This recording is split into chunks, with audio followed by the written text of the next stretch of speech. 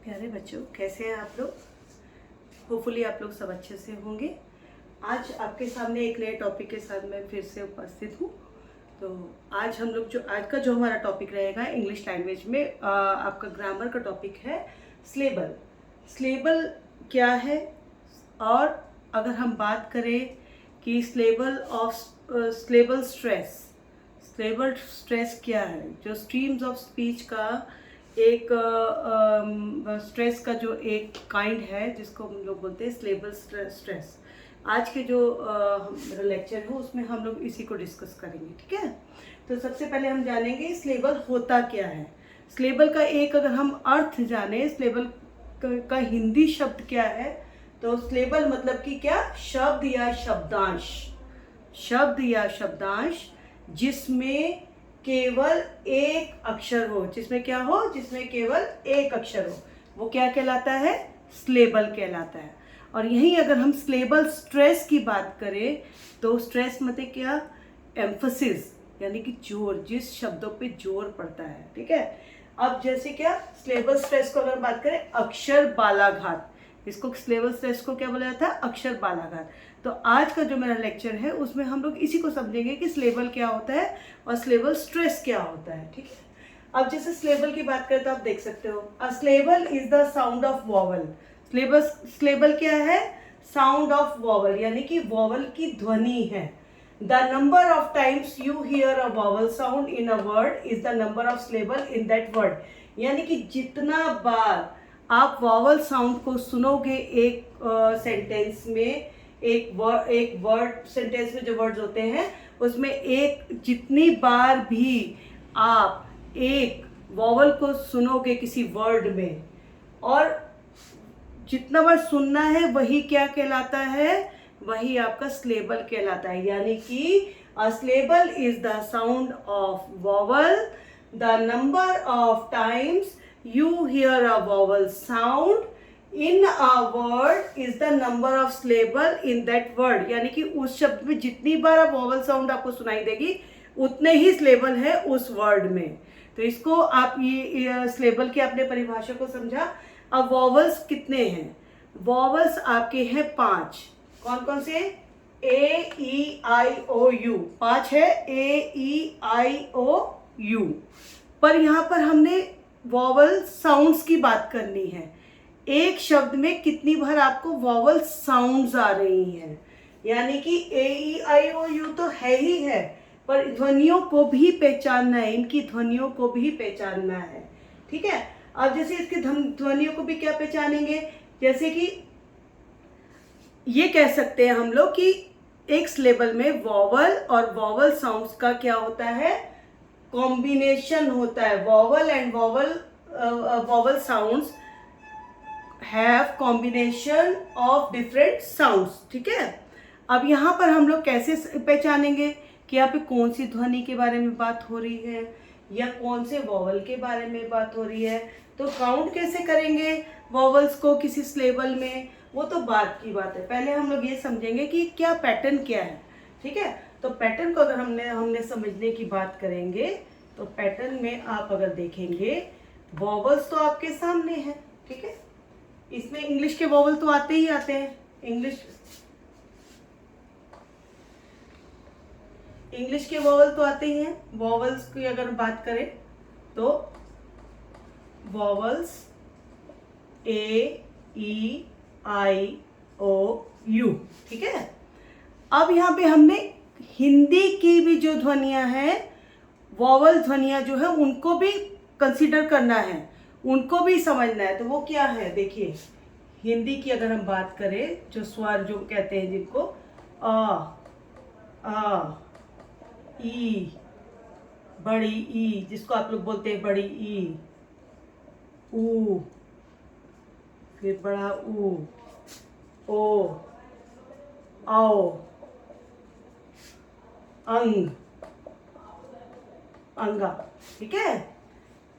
English के vowels को तो हमने कंसीडर करना ही करना है स्लेबल में, ए ई आई ओ यू को। साथ के साथ हमने इनकी ध्वनियों को तो पहचानना ही है इंग्लिश की, साथ के साथ हमने हिंदी के भी जो स्वर है उनको भी पहचानना है। आ ई ऊ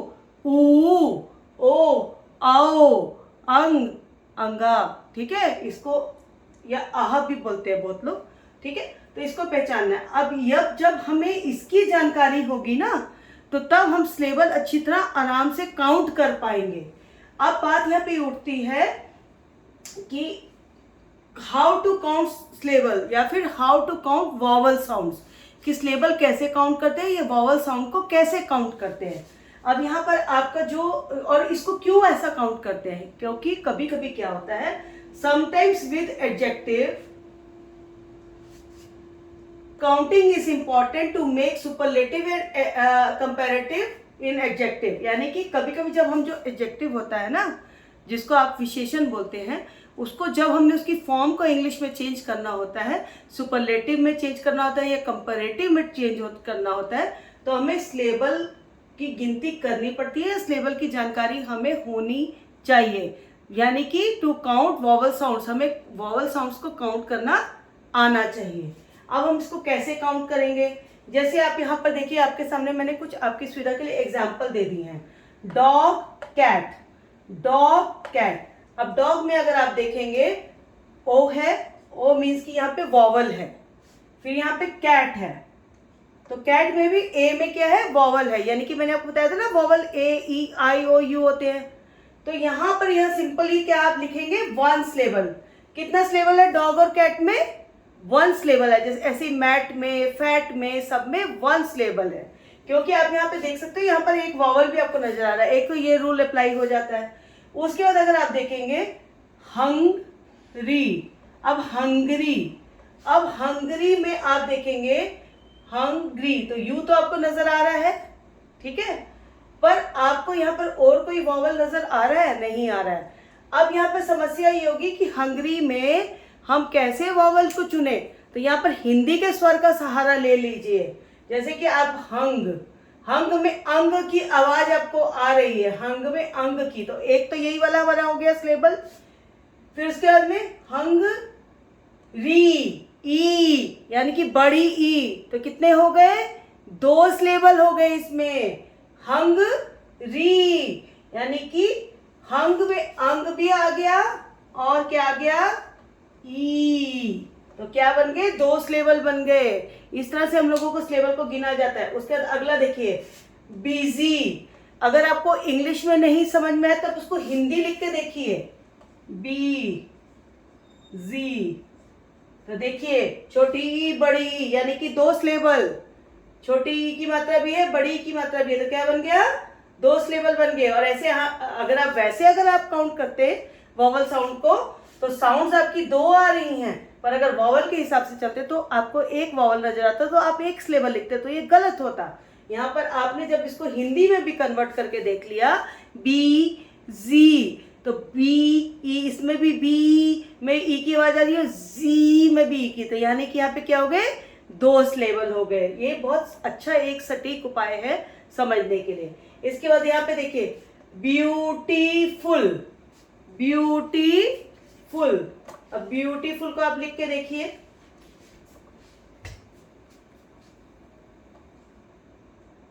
ब्यूटीफुल।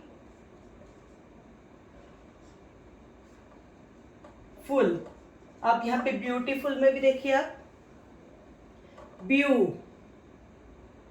टी फुल, तो देखिए यू टी फुल, यानी कि आपको तीन नजर आ रहा है, यू यानी कि बड़ा ऊ, टी यानी कि ई बड़ी ई, फिर फुल यानी कि छोटा ऊ, तो यहाँ पे क्या बन गया, तीन सिलेबल। कितना सिलेबल बना, तीन सिलेबल बना, ठीक है। ये आपका सबसे अच्छा टिप है सिलेबल को समझने का, कि आपको इंग्लिश में भी आप एक बार उसको देखिए, उसमें वॉवल कितने हैं और वॉवल साउंड्स कितनी आ रही है, और साथ साथ उसको हिंदी में भी चेक कर लीजिए।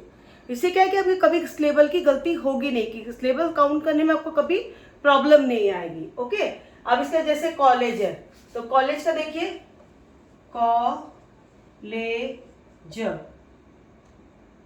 कॉलेज, ठीक है, तो क आ की मात्रा आ गई, ठीक है, ले ए की मात्रा आ गई, ज, तो यहाँ पे कितना दिख रहा है, दो दिख रहा है ना, इसीलिए कॉलेज में कितना सिलेबल होगा, दो सिलेबल होगा। दो ध्वनियां हमें आ रही हैं, दो स्वर ध्वनि आ रही हैं, दो आ रही हैं, तो इसलिए हमने यहाँ पे क्या कर दिया, टू सिलेबल कर दिया कॉलेज में। ठीक है, इसी तरह अगर हम बात करेंगे आगे की, तो आगे आपने देख रहे हैं यूनिवर्सिटी,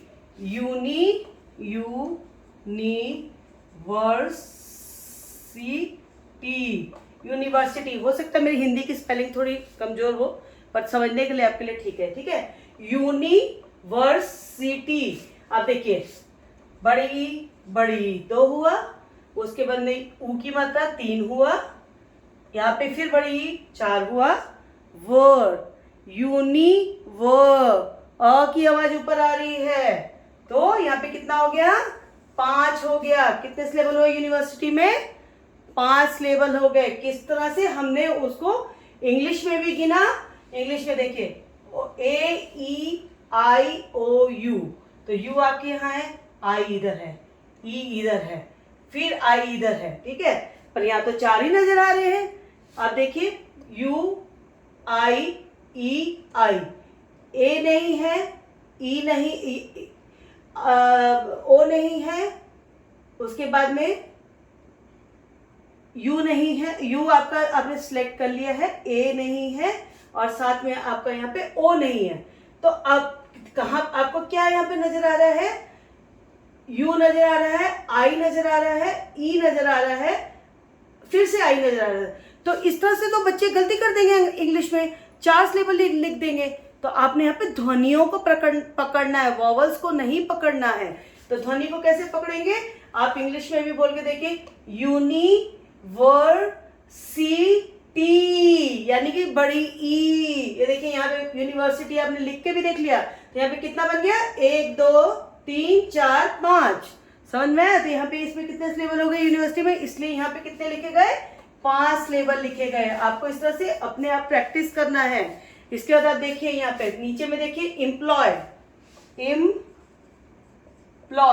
अब यहाँ पर अगर हम वॉवल को काउंट करेंगे तो कैसे होंगे, ई हमारा है ही है, ओ हमारा है ही है, एम्प्लॉय। अब आप तो बोलोगे कि इसमें तो 2 सिलेबल्स हैं, बस 2 कैसे हैं, 2 सिलेबल कैसे हैं, एम्प्लॉय,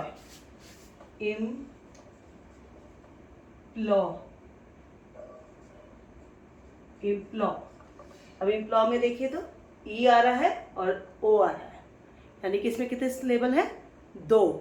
एम्प्लॉय नहीं बोला जाता है, एम्प्लॉय या ए लिख लीजिए, एम्प्लॉय की जगह एम्प्लॉय।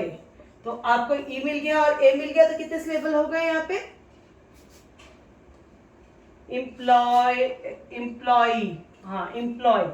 ठीक है, यहाँ पे आपके कितने सिलेबल हो गए, एम्प्लॉय में आपके 2 सिलेबल हो गए, एम्प्लॉय। ओके, तो इस तरह से आपका इसी तरह एम्प्लॉई, ई में आप जहां पे देख रहे हैं आप ज्यादा स्ट्रेस पड़ रहा है, एम्प्लॉई, यहाँ पे बड़ी ई हो गई, एम्प्लॉई,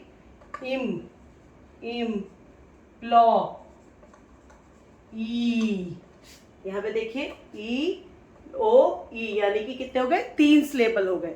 तो इसी तरह बच्चों आपको सिलेबल्स को काउंट करना सीखना है, जो कि आपको कहाँ पर काम आएगा, आपको किसी एडजेक्टिव में आपको अगर सुपरलेटिव या कंपैरेटिव बनाना है, उसमें आपको ये बहुत मदद करेगा। तो ये तो बात करी हमने किसकी, सिलेबल्स की। अब यहाँ पे स्ट्रीम्स ऑफ स्पीच आपको पता है, स्ट्रीम्स ऑफ स्पीच, अब स्ट्रीम्स ऑफ स्पीच की अगर हम बात करेंगे तो इसमें इसके इसको कितने इंक्लूड करते हैं, किसको इंक्लूड करते हैं, इंटोनेशन, फ्लुएंसी, पॉज, रिदम, और साथ के साथ क्या होता है, स्ट्रीम। ठीक है, ये आपका स्ट्रेस। ओके, अब यहाँ पर हम लोग क्या समझेंगे, ये सब मिलके क्या बनता है, स्ट्रीम्स ऑफ स्पीच। ठीक है, वाचन का आपको अगर आपने धारा प्रवाह से बोला तो आपको ये सब जो है इसको इंक्लूड करना होगा अपने वाचन में, कन्वर्सेशन करते टाइम। अब यहाँ पे इसको स्ट्रेस के बारे में अगर हम बात करें तो स्ट्रेस मतलब कि बालाघात। ठीक है, स्ट्रेस मतलब क्या, बालाघात, यानी कि जोर लगाना, वहां पर क्या होगा, जोर होगा, स्ट्रेस होगा। अब यहाँ पर बालाघात की अगर हम बात करते हैं तो उसी के एक टाइप में आता है स्लेबल स्ट्रेस। क्या आता है, स्लेबल स्ट्रेस, यानी कि आप ऊपर लिखा हुआ है देख ही सकते हैं, स्लेबल स्ट्रेस। अब स्लेबल स्ट्रेस जो है, अगर हम उसमें बात करें स्लेबल स्ट्रेस में, यानी कि अक्षर बालाघात में या शब्दांश दबाव, कि जहां पर शब्द पे दबाव पड़ता है, कौन से भाग पे दबाव पड़ता है, तो स्लेबल स्ट्रेस की अगर हम बात करें तो इसकी जो हमारी इंग्लिश जो लैंग्वेज है उसमें स्लेबल्स में जो है there is variation in stress on syllable in English. इसमें बहुत सारा वेरिएशन है, बहुत सारी इसमें डिफरेंट आपको जो आपका स्लेबल्स है उसका, उसमें आपका जो अक्षर बालाघात है इसमें बहुत सारा वैरायटी है, एक तरह से कह सकते हैं वेरिएशन है। ठीक है, अब यहाँ पर इसको कैसे समझेंगे, अगर हम स्लेबल की बात करें, ठीक है, तो पहला कौन सा हो गया, मोनोस्लेबिक, यानी कि जिसमें मोनोस्लेबिक, जिसमें कि पहला टाइप क्या हो गया स्लेबल स्ट्रेस का, मोनोस्लेबिक, जिसमें कि खाली क्या होता है, एक ही स्लेबल होता है, वन स्लेबल। ओके, अब इसी तरह अगर हम आगे बात करेंगे, जैसे कि एक ही स्लेबल होता है और कभी किसमें एक स्लेबल होता है, वर्ड में एक स्लेबल होता है। इसी तरह अगर हम बात करेंगे कि कई बार होता है there are words of two syllable with stress on the first. Okay, तो अब ये क्या है, अब ये दो वाला कहां से आ गया, इसको बोलते हैं बाई स्लेबिक। ठीक है, बाई स्लेबिक। अब बाई स्लेबिक में अगर बात करेंगे, बाई स्लेबिक के भी इसमें क्या है कि इसमें दो स्लेबल मान के चलते हैं हम लोग। ठीक है, दो स्लेबल। अब बाई स्लेबिक में क्या होता है, एक में अगर इसके आगे पार्ट्स देखेंगे तो फर्स्ट पार्ट में स्ट्रेस पड़ता है, कहाँ पे स्ट्रेस पड़ता है, फर्स्ट पार्ट में स्ट्रेस पड़ता है, और दूसरा उसको बोलते हैं bisyllabic with the stress on first part. ठीक है, उसके बाद फिर एक होता है bisyllabic stress on second part. Okay, यानी कि वर्ड के सेकेंड पार्ट पे, और एक होता है आपका ऑन बोथ, यानी कि बराबर फर्स्ट और सेकेंड दोनों पार्ट में पड़ता है, फर्स्ट एंड सेकेंड।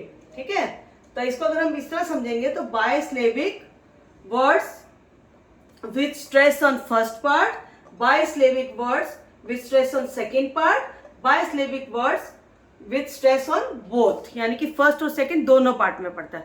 अब हम इसको अगर हम बात करेंगे तो हम कैसे समझेंगे इसको, एग्जाम्पल के से समझेंगे। जैसे अगर हम फर्स्ट की बात करें तो देखिए डॉक्टर, ठीक है, डॉक्टर और सिस्टर। ठीक है, ये किसका है, फर्स्ट पार्ट का। अब यहाँ पे देखिए डॉक्टर, तो आप बोल के देखिए, उसको प्रोनाउंस करके देखिए, आप ध्वनि को पकड़िए, स्ट्रेस कहाँ पर पड़ रहा है, फर्स्ट पार्ट में पड़ रहा है, किस पे, डॉग पे। इस तरह सिस्टर, तो फर्स्ट स्ट्रेस किस पे पड़ रहा है, सिस पे पड़ रहा है। इसी तरह फिनिश को बोल के देखिए, फिनिश, ई की साउंड कहाँ से आ रही है, पहले पार्ट से आ रही है। इस तरह डॉ, ओ की साउंड कहां से आ रही है, पहले पार्ट से आ रही है। तो ये क्या है, bisyllabic word with stress on first part. ठीक है, आपको इस तरह से इसको समझना है। इसके बाद अगर हम बात करेंगे स्लेबिक स्ट्रेस की, तो इसका जो बाईस्लेबिक का आगे जो हमने बताया था इसका classification, stress on second part. तो अब जहां पे स्ट्रेस ऑन सेकेंड पार्ट का एग्जाम्पल अगर हम ले लेते हैं तो यहाँ पे देखिए अगेन, अब इस पे देखिए अगेन, मिस्टेक, यानी कि स्ट्रेस किस पे पड़ रहा है, पीछे वाले पिछले भाग पे सेकेंड पार्ट पे पड़ रहा है। तो ये आपका किसका एग्जाम्पल हो गया, bisyllabic word in which stress on second part. ठीक है, इसी तरह आपने अगर जैसे बात करेंगे बोथ की, तो बोथ के लिए क्या एग्जाम्पल आप ले सकते हैं, 16, 16 अपस्टेयर। अब देखिए 6 3, तो 6 पे भी और 3 पे भी दोनों पे स्ट्रेस पड़ रहा है, दोनों में बालाघात आ रहा है। इसी तरह अप स्टेयर यानी कि दोनों में बालाघात आ रहा है। तो ये आपका क्या था, सेकेंड टाइप का क्लासिफिकेशन था, bisyllabic word which have 2 syllable. Okay, ये आपको इस तरह से पहचानना है। अब इसका अगले अगर हम क्लासिफिकेशन करेंगे तो यही सिलेबल स्ट्रेस का जो अगला क्लासिफिकेशन होगा वो होगा ट्राई। ठीक है, ट्राई यानी कि 3, ट्राई स्लेबिक। ठीक है, या ट्राई स्लेबिक कह सकते हैं, जिसमें कि कितने स्लेबल होते हैं, 3। ठीक है, अब 3 स्लेबल वाले को कैसे समझेंगे, ठीक है, ये आपके लिए बात है।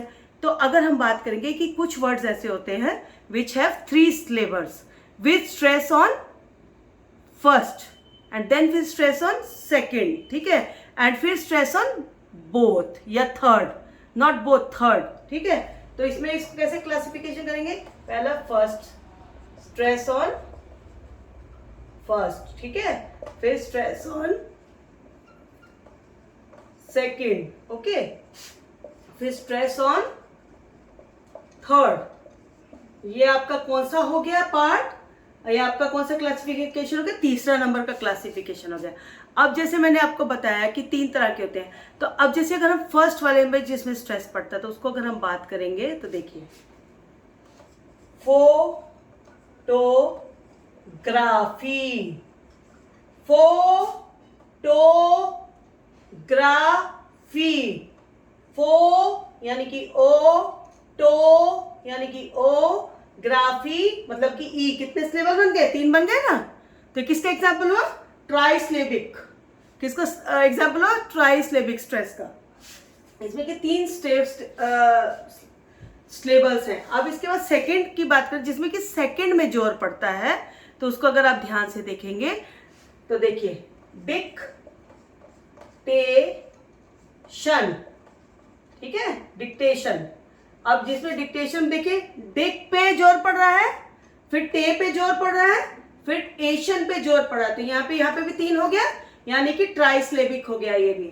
उसके बाद में स्ट्रेस ऑन थर्ड, थर्ड पे जो उसको लेंगे तो थर्ड में देखिए, अंडरस्टैंड। अब यहाँ देखिए, अंडरस्टैंड,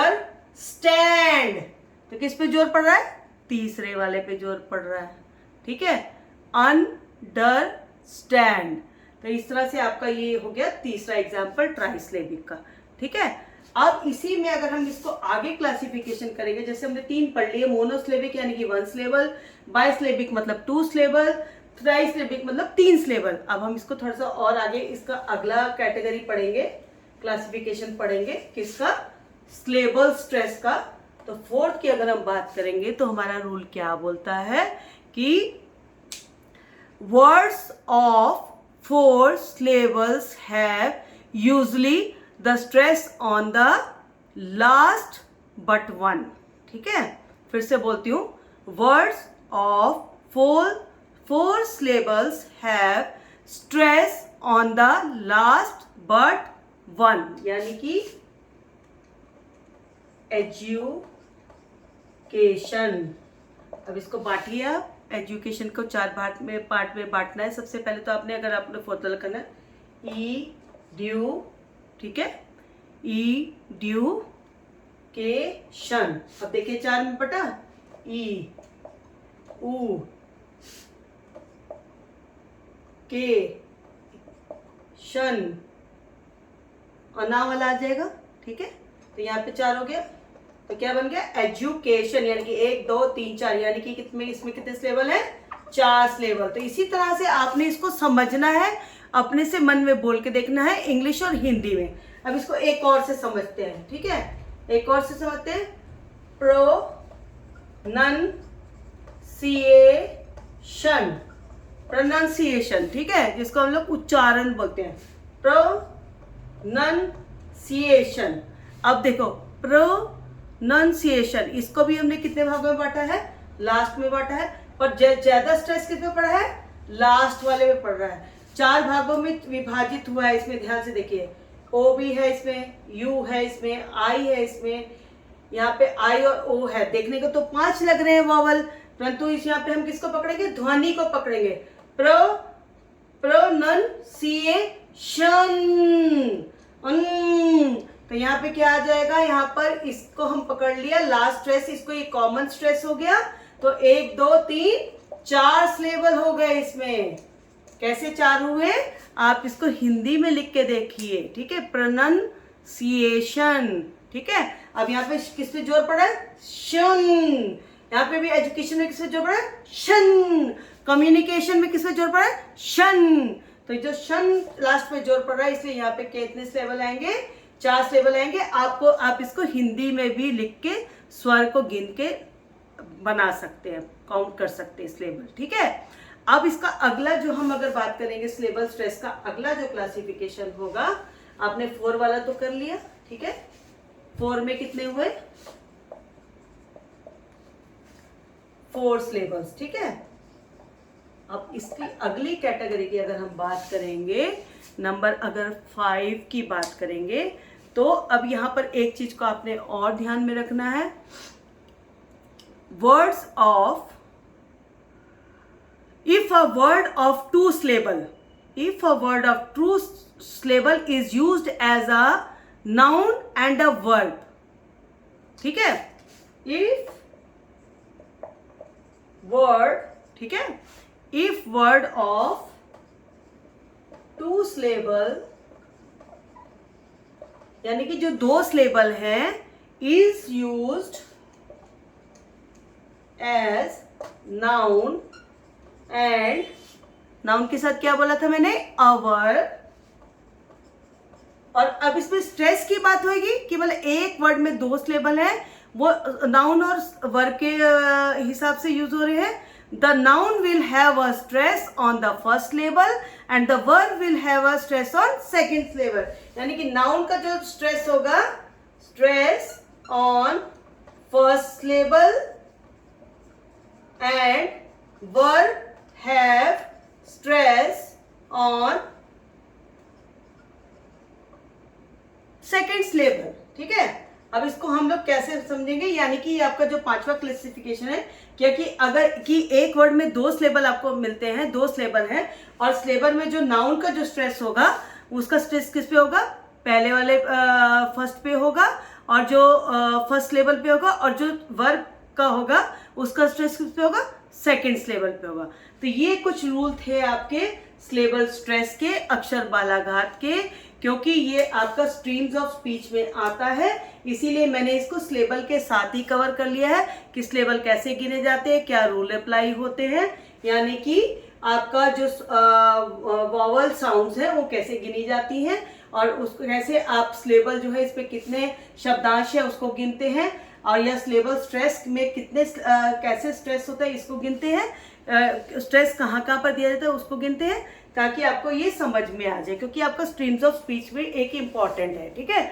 तो अब यहाँ पे बच्चों, जैसा आपने यहाँ पे पढ़ा आज सिलेबल और सिलेबल स्ट्रेस के बारे में, तो मैं समझती हूँ कि आपको कुछ तो मदद मिली होगी और काफ़ी हद तक मदद मिली होगी। तो आगे के लिए जो है, आगे मैं आपको स्ट्रीम्स ऑफ स्पीच जो मैंने बाकी आपको 4 बताए थे स्ट्रेस को छोड़ के, इंटोनेशन है, रिदम है, फ्लुएंसी है, पॉज है, हम लोग इसके बारे में भी थोड़ा सा चर्चा करेंगे, ठीक है? तो तब तक आप इस वीडियो को देखिए, इसको समझिए, होपफुली ये आपको हेल्प करेगा, it will help you, and please like, share and subscribe my channel, so to watch more videos about English grammar and English literature, okay, and pedagogy of English, उसके लिए। तो आपको यहीं पे इस वाइब्स के साथ ही आपको गुड नाइट है। अब मैं नेक्स्ट वीडियो में आपके साथ फिर से मिलूंगी, ताकि आप लोग इसको और अच्छे से आप इसको